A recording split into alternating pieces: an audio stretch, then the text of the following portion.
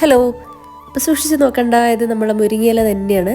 അപ്പം ഇത് ഉപ്പേരി അല്ലാതെയും അതുപോലെ കറിയല്ലാതെയൊക്കെ അതൊക്കെ ആകുമ്പോൾ പിള്ളേരെ വയറ്റിലെത്താൻ കുറച്ച് ബുദ്ധിമുട്ടല്ലേ, ഇതിങ്ങനെ കാണുമല്ലോ. അപ്പോൾ അങ്ങനെയല്ലാതെ നമ്മൾ അവർക്ക് എളുപ്പത്തിൽ അവർക്ക് മനസ്സിലാവാത്ത രീതിയിൽ അവരെ കൊണ്ട് കഴിപ്പിക്കാൻ പറ്റിയൊരു സൂത്രമാണ് കേട്ടോ അത്.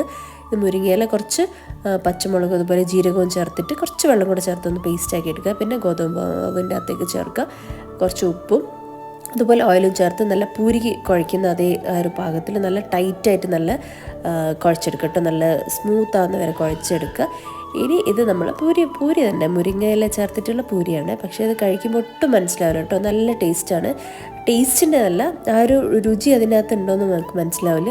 ഹെൽത്തിയാണല്ലോ, പിള്ളേർക്കത് മനസ്സിലാവില്ല. പിന്നെ പച്ച കളറിൽ കാണുന്നതുകൊണ്ട് അവർ 2-3 ചോദിച്ച് വാങ്ങിച്ച് കഴിച്ചോളൂ കേട്ടോ. ആരും നിർബന്ധിക്കേണ്ട ഒരു ആവശ്യമില്ല. അപ്പം ഇന്നത്തെ ഞങ്ങളുടെ ബ്രേക്ക്ഫാസ്റ്റ് ഇതായിരുന്നു. അപ്പം നിങ്ങളൊന്ന് ട്രൈ ചെയ്ത് നോക്കൂ കേട്ടോ. വീഡിയോ ഇഷ്ടമായാലും എന്തായാലും നോക്കിയണേ.